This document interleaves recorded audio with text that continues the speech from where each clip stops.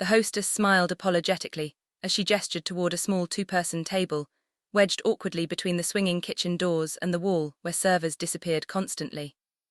My family was already settling into the long, beautifully set Christmas Eve table across the restaurant, laughing heartily and pouring wine like this seating arrangement was completely normal and expected. My aunt waved me off with a cheerful explanation about how the reservation had only been made for 8 people, and honestly, this separate arrangement just made more sense for everyone. She said it brightly and enthusiastically, like she was doing me a personal favor. I stood there frozen for what felt like forever, watching my mom study her menu intently while my uncle adjusted his napkin with exaggerated care. The hostess waited patiently beside me, menus clutched in her hand, her smile starting to falter at the edges. I forced a smile that felt like broken glass cutting the inside of my face and followed her to the isolated table beside the kitchen. Silverware clinked sharply against ceramic plates. Conversations bubbled up all around me, flowing past like I was nothing more than a stone in a fast-moving river. I pulled out the chair and sat down slowly, feeling the crushing weight of every single person in that crowded restaurant who might glance over and wonder why I was sitting completely alone on Christmas Eve while my family celebrated loudly together without me. Nobody at the big table asked if I was okay with this arrangement. Nobody suggested maybe squeezing in another chair somehow. From my corner table tucked beside the constantly swinging kitchen doors, I had a perfect and completely unobstructed view of everything I was missing.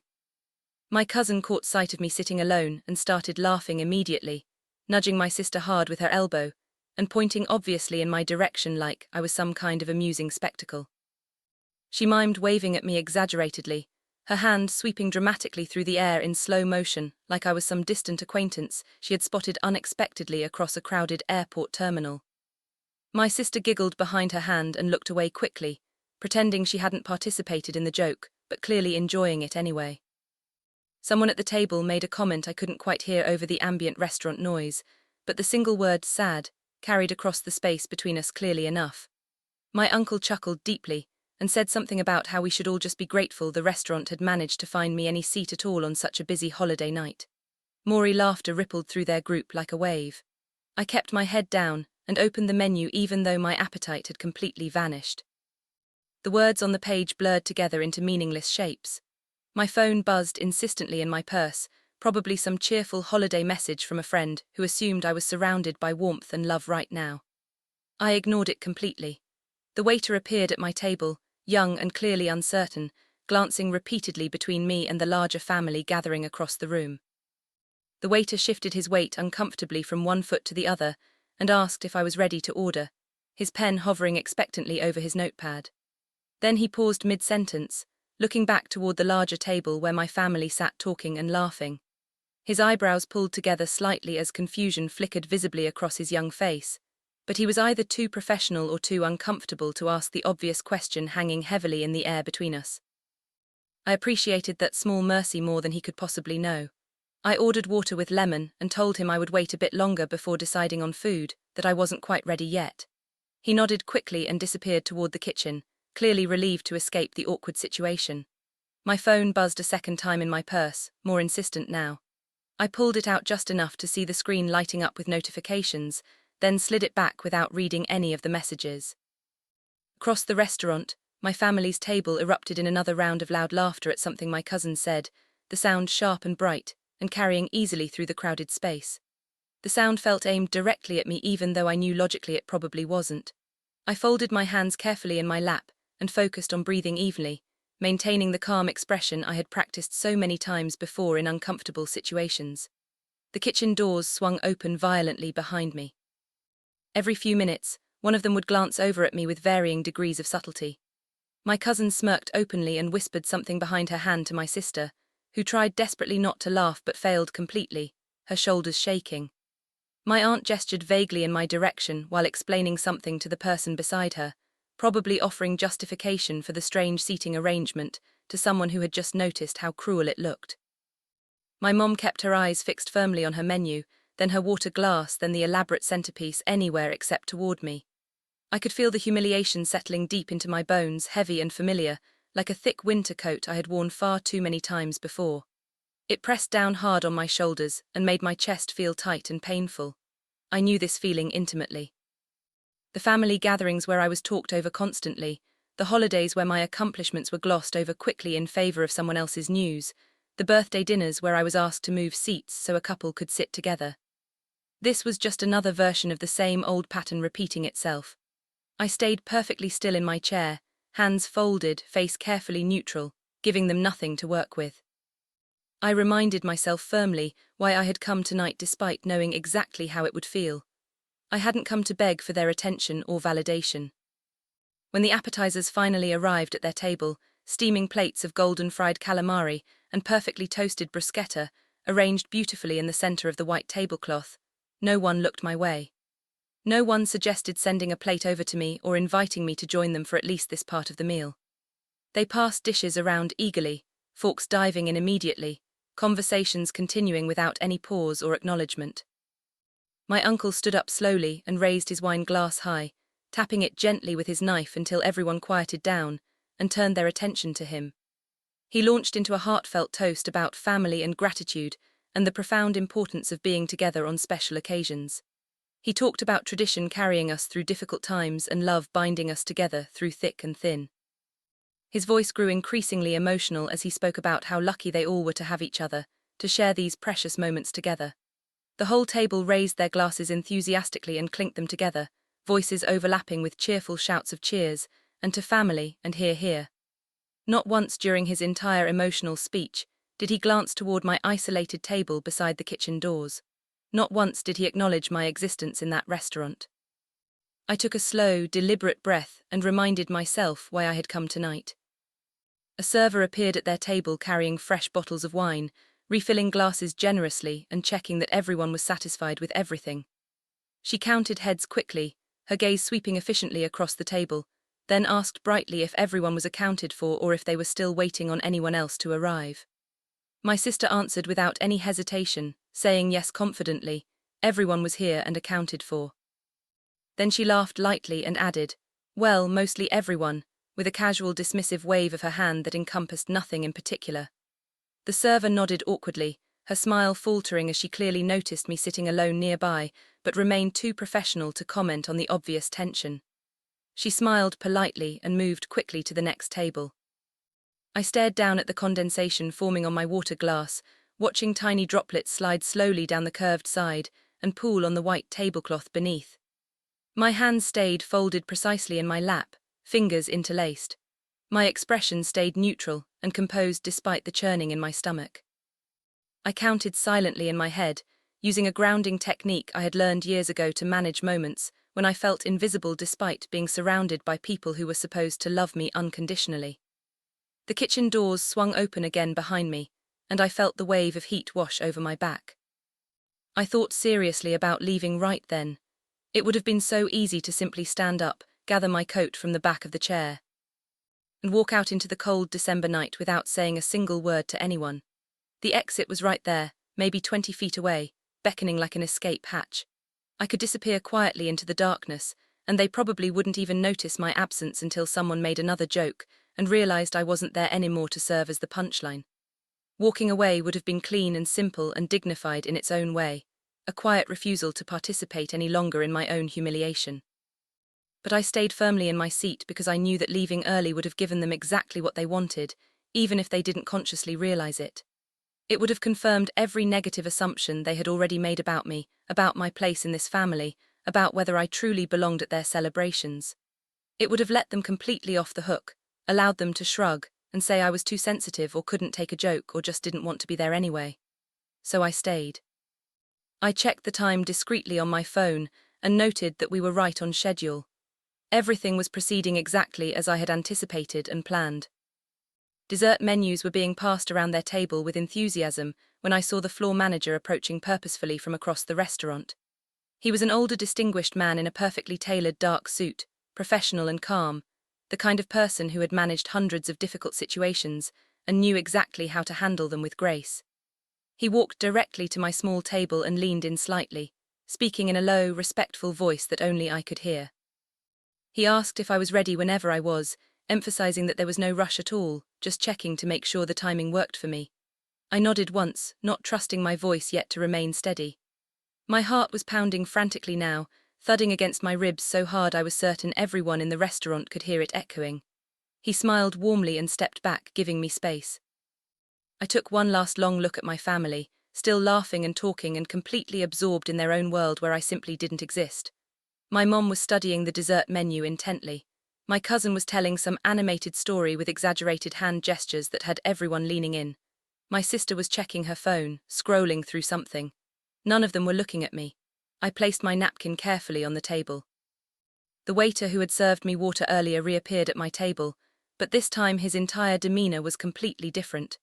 He stood noticeably straighter, shoulders back, more formal and official, and he spoke loudly and clearly enough that his voice carried across the restaurant and cut through the ambient noise.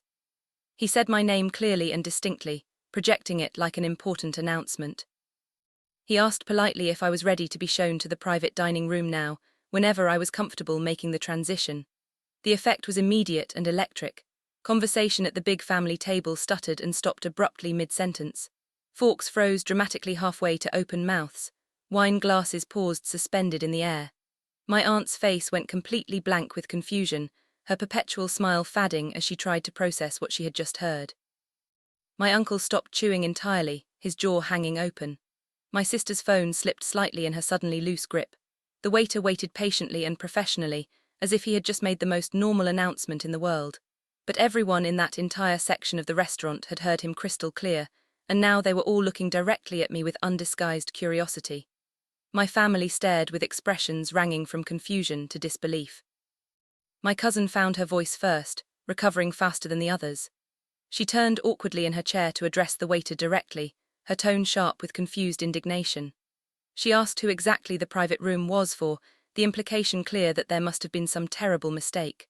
The waiter repeated my name slowly, enunciating each syllable clearly, and added with a polite smile that the room had been reserved well in advance for this evening. Silence spread outward from their table like oil on water, soaking into nearby conversations and pulling curious attention from other diners who were now watching this small drama unfold. My aunt opened her mouth as if to speak, and then closed it again without making a sound. My mom's face had gone noticeably pale, almost grey. I stood up slowly and deliberately, taking my time, and pushed my chair in with careful precision. The wooden legs scraped slightly against the hard floor, the sound unnaturally loud in the sudden quiet that had descended over our section. I smoothed my dress with both hands and picked up my purse from the back of the chair. The waiter gestured professionally toward a hallway I had noticed earlier, one that led to the private dining areas typically reserved for business parties or special celebrations. As I walked past their table following the waiter, my mom finally spoke up, her voice strained and uncertain. She asked what was going on, directing the desperate question at me, at the waiter, at anyone who might explain this sudden shift. I didn't answer her. I didn't even slow my steady pace or glance in her direction. I just kept walking, following the waiter down the carpeted hallway with its soft, recessed lighting and expensive framed photographs documenting the restaurant's history. He turned a corner, leaving their confusion behind, and he opened a heavy wooden door to reveal a beautiful private dining room I had seen only in photographs when I made the reservation 3 weeks ago. The long polished table was set elegantly for 10 people, though I knew only 8 would be using it tonight. Soft pendant lights hung over the table, casting a warm golden glow across crisp white linens and sparkling crystal glasses. Candles flickered gently in small silver holders. A place card with my name printed in elegant script sat at the head of the table, centered perfectly. It wasn't extravagant or showy, just intentional and dignified. This room said that someone had planned ahead, had thought about details, had cared about creating something meaningful. The waiter explained professionally that this private room had been reserved weeks ago under my name for a Christmas Eve dinner party. He spoke matter-of-factly, as if this were simply a business transaction being completed as planned. He asked courteously if I wanted the rest of my party brought in now, or if I needed a few more minutes alone first. I appreciated deeply that he phrased it as my decision, my party, my room, my timeline. I told him not yet, that I needed just a moment alone first. He nodded understandingly and stepped out, closing the door softly behind him and leaving me in peaceful silence. My hands were shaking now, trembling noticeably with adrenaline and something else I couldn't quite name. But my voice, when I had spoken to him moments ago, had been steady and clear. I walked slowly to the head of the table and touched the back of the chair, feeling the smooth, polished wood under my fingertips. For 3 long weeks, I had imagined this exact moment in vivid detail.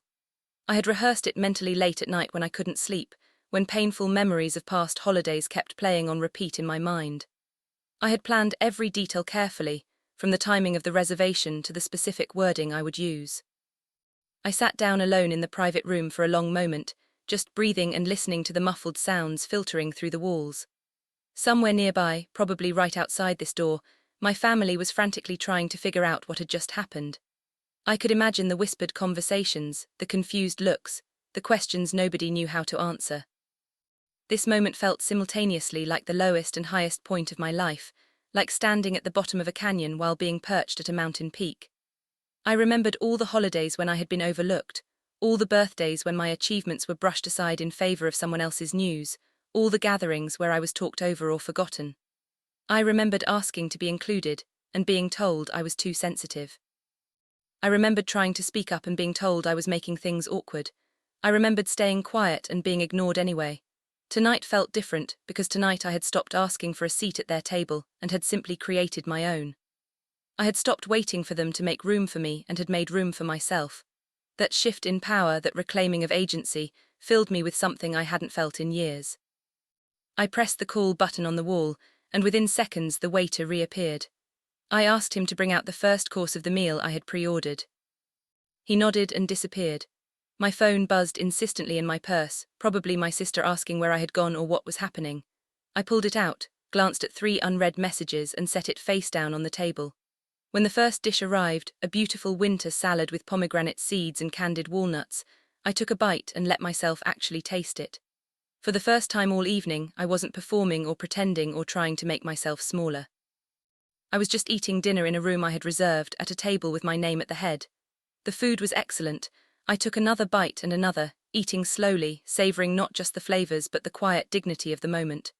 This was what I had paid for, what I had planned for. This was mine. No one could take it away or minimize it or make me feel like I didn't deserve it. I had created this space for myself, and that act of creation felt more powerful than anything my family could have given me. After I had finished the salad, the manager returned and knocked softly. He asked if I was ready to invite my family to join me now or if I preferred to continue dining alone. I considered both options seriously. Part of me wanted to finish the entire meal alone to prove I didn't need them, but that wasn't the point of tonight. The point was to show them that I had worth and agency, so I told him yes, I was ready. He nodded and left. I arranged my napkin and waited. Within minutes they began filing in slowly and awkwardly, looking around like they had walked into the wrong place. My aunt came first, eyes wide. My uncle followed, hands in pockets, face tight. My sister, my cousin, my mom, all entering hesitantly. No one knew where to sit or what to say. They stood clustered by the door, waiting for someone to explain the rules. I watched them with strange detachment, these people who had made me feel so small for so long. They looked uncertain now, off balance, like the ground had shifted beneath them. And in a way, it had. The dynamic they had relied on, the one where I quietly accepted whatever scraps of attention they offered, had changed. My aunt tried to laugh it off, her voice too high. She suggested there must have been some mistake, maybe a mix-up with reservations. She looked at the manager, expecting him to confirm her theory. Instead, he corrected her gently but firmly. He explained there was no mistake, that this room had been reserved 3 weeks ago under my name, that the meal had been pre-ordered and paid for, and that everything was proceeding as planned. My aunt's smile crumbled. My uncle's face tightened. My mom finally looked directly at me, really looked at me, and I saw something complicated flicker across her face. It might have been embarrassment or regret or recognition. The manager gestured to the seats and suggested everyone make themselves comfortable. Slowly, awkwardly, they sat down, choosing chairs with too much deliberation. I watched them settle into their seats, watched them struggle with the realization that they were guests in my space now. The power had shifted so completely that they didn't know how to navigate it. They were used to me being grateful for whatever they offered. They weren't used to me having something they wanted, something I could give or withhold. Once everyone was seated, my cousin spoke up, her voice sharp. She asked why I hadn't said anything earlier, why I had let them set up the original arrangement if I had this room reserved. My uncle echoed the sentiment, suggesting this could have been avoided with better communication. I let the question hang for a moment. Then I told them calmly and clearly that I didn't think I needed to announce my plans in advance. I explained I was tired of asking for space at tables where I wasn't wanted, tired of requesting inclusion and being made to feel difficult. I said tonight I had simply decided to create my own space and invite them to join me on my terms instead of waiting to be offered a place at theirs. My voice didn't shake. I didn't raise my volume or get emotional. I just stated facts. No one interrupted. No one tried to argue. They just sat there absorbing my words. And I could see in their faces the uncomfortable recognition that I was right. They had made me feel unwelcome, had relegated me to the side, had treated my presence as an inconvenience. Dinner continued, but the energy was gone. The jokes stopped, the banter dried up. People spoke carefully, choosing words like walking through a minefield. Plates were passed in near silence. Someone asked for salt, someone else handed it over without comment. I ate slowly, letting the quiet do its work. This silence was different from the isolation I had felt earlier. That silence had been about exclusion. This silence was about recognition and reckoning. They were finally understanding how they had made me feel, not just tonight but for years.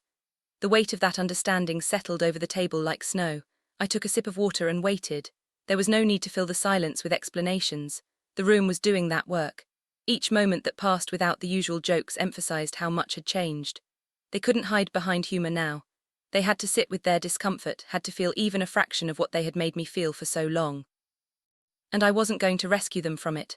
I wasn't going to make this easier or smooth things over. I was going to let them sit with it and truly feel the weight of their actions. Halfway through the main course, my cousin tried to reclaim control. He made a comment about how dramatic this all was, how it was just a seating arrangement. He laughed, looking for support. Nobody laughed with him. Nobody agreed. I didn't respond at all. I just continued eating, cutting my chicken precisely, taking small bites. The silence after his remark stretched longer and longer. He shifted in his seat. His smile faded. He looked down and didn't speak again. My sister reached for her wine. My aunt studied her napkin. My uncle cleared his throat but said nothing. The moment crystallized something important, something irreversible. They were realizing this night had never been theirs. It had always been mine from the beginning. I had planned it, paid for it, controlled every aspect of it. They had been operating under the assumption that they held the power in our family dynamic, that they could decide where I sat and whether I was included. But that assumption was shattered now. They couldn't dismiss this or explain it away. The evidence was too concrete, too undeniable. I had created this entire situation and they were just guests in it. When the plates were cleared, the check never appeared. Instead, the waiter approached and thanked me for the reservation, asking about dessert preferences. My family heard this. They watched him speak to me with deference, treating me like the host rather than the person they had isolated. The realization settled over them. My mom's hands fidgeted.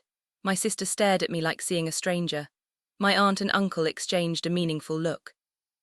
This entire evening, from reservation to menu to room to timing, had been planned and paid for by me. They had been invited to my table, not the other way around. The power dynamic they had assumed was reversed. I took another sip of water. I could see them processing this information, trying to reconcile the person they thought they knew with the person sitting before them. They had assumed I would always accept whatever treatment they offered, that I would always be grateful for scraps. They had never imagined I could or would create something like this on my own. And that failure of imagination, that fundamental underestimation of who I was, had led them here. When dessert was served, my mom finally spoke. She said my name quietly, then apologized. It wasn't grand or dramatic. She didn't list every wrong or explain her actions. She just said she was sorry, voice barely above a whisper. The apology felt real despite its brevity, like something that had been building and finally emerged. I nodded and accepted it without ceremony. I didn't say it's okay because it wasn't entirely okay, but I acknowledged her words and the effort behind them. The room felt lighter after that, like a valve had been released. My sister set down her fork. My aunt reached for her water. The tension didn't disappear completely, but it shifted into something more bearable, more honest. We finished dessert in a silence that felt less hostile. I had made my point. I had shown them what it felt like to be excluded, and then I had shown them grace by including them anyway. That contrast between what they had done and what I had done spoke louder than any words could have. They would remember this night, would carry it with them, and maybe they would think twice before treating me that way again. After dessert, they didn't linger. There was no suggestion of coffee or stories. One by one they stood, gathering coats and purses. They were ready to leave to process what had happened privately. No one joked, no one made small talk. My uncle muttered about traffic. My aunt thanked me stiffly, the words strange in her mouth. My cousin avoided eye contact, hands in pockets. They filed out the same way they had entered, but smaller now, diminished. I stayed seated, watching them leave, feeling a strange calm. This night hadn't been about revenge or humiliation. It had been about setting a boundary, about showing them that I wouldn't accept being treated as less than anymore. They could either respect that boundary or face the consequences of crossing it. And based on their faces, on the way they left quietly and subdued, I thought they understood. They had seen what happened when they pushed too far, when they assumed I would always just take it. They had learned that I had limits, that I could and would enforce those limits. And that lesson, uncomfortable as it was for them to learn, was necessary for all of us. At the door my sister paused. She turned back and walked to where I sat. She hugged me, holding on longer than usual. When she pulled back, she whispered that she hadn't known I felt that way about gatherings, about my place in the family. Her eyes were red. I looked at her and told her quietly but firmly that she did know. She had known for a long time. She had just chosen not to acknowledge it because acknowledging it would have required action, would have required her to stand up or question things or risk her own comfort. She stared at me, mouth opening like she wanted to argue, but then she closed it and nodded. She didn't defend herself. She just nodded, accepting the truth. Then she left, following the others out. I heard their voices fade as they moved toward the exit. And I felt something settle inside me, something that had been unsettled for years. I had finally said what needed to be said, done what needed to be done. I had finally stood up for myself in a way that couldn't be ignored or minimized, and that felt more powerful than any amount of inclusion at their table ever could have. After they left, I sat alone again. The staff cleared the table quietly, moving efficiently around me. They didn't rush me. One server asked if I needed anything else, and I said no, everything had been perfect. He smiled and said it had been his pleasure. The plates disappeared, the glasses were removed, the candles extinguished. I sat in the dimming room and felt the tension release from my shoulders. I wasn't shaking anymore. My hands were steady, my breathing was even. I felt solid and grounded in a way I hadn't in years. This night had cost money and planning and emotional energy, but it had been worth it. I had proven something to myself that needed proving, something about my worth and my ability to create space for myself instead of waiting for others to give it to me. I had shown myself that I could stand up for myself, that I could set boundaries and enforce them. And I had shown my family that I wouldn't accept being treated as less than anymore. Those lessons, for me and for them, made everything worthwhile and necessary. I walked out into the cold December night without waiting for anyone. The air bit at my cheeks and made my breath visible. Christmas lights twinkled in shop windows across the street. Traffic moved slowly, headlights cutting through darkness. For the first time in years, Christmas Eve didn't end with me feeling small or invisible or like I had to work twice as hard to be noticed. It ended with me knowing exactly where I belonged, with certainty that I had value and agency and the right to demand better treatment. It ended with me understanding that I didn't need to fight for a seat at anyone else's table anymore, didn't need to beg for inclusion or prove I was worth considering. I could create my own spaces, set my own terms, and invite people in on my conditions. And if they chose not to respect that, I could walk away with my dignity intact. I pulled my coat tighter and started walking, footsteps echoing on the pavement, heading home on my own terms. The night was cold, but I felt warm inside, filled with a quiet strength I hadn't known I possessed. I had reclaimed myself tonight, had taken back the power I had been giving away for so long. And that felt like the best Christmas gift I could have given myself.